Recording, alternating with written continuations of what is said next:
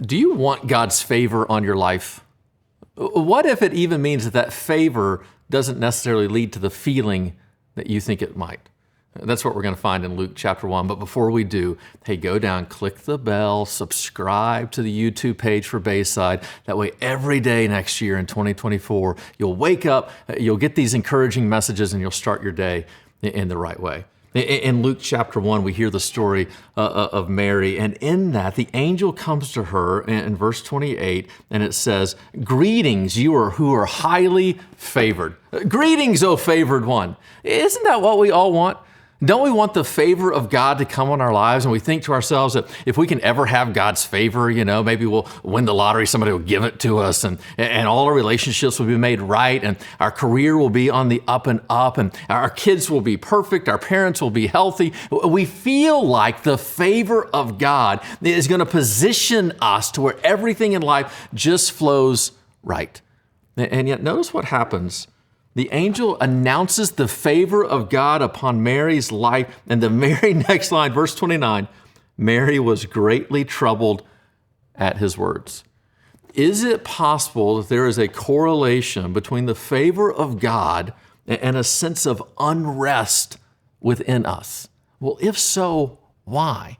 Why would it be that the favor of God coming upon us actually is going to cause us not to feel like the world is perfectly at order, but instead cause us to begin to doubt, have some fear, have some questions, some misunderstandings? Why is that? It's because of this.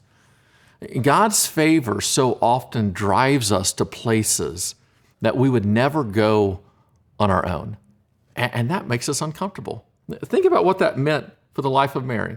Think about the society, the culture in which she was in, what that meant for a young girl now to be pregnant outside of wedlock. She was now being asked to completely sacrifice her reputation, everything that she had built up for. Think about little girl's dream about what weddings would be like. This wedding would be different. There would be a baby. It involved the disappointment of the parents, of the in-laws, the forever doubt that would be present from her community. That is what the favor of God now was calling upon her life.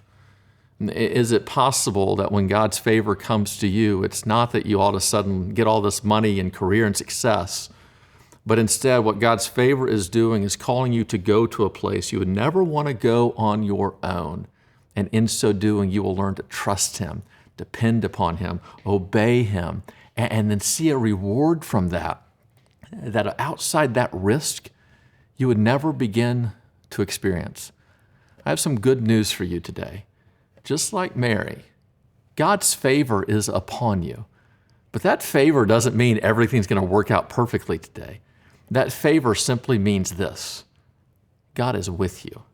And because He's with you, He's going to call you into some areas of obedience that you're not going to want to go with Him in. Go anyway.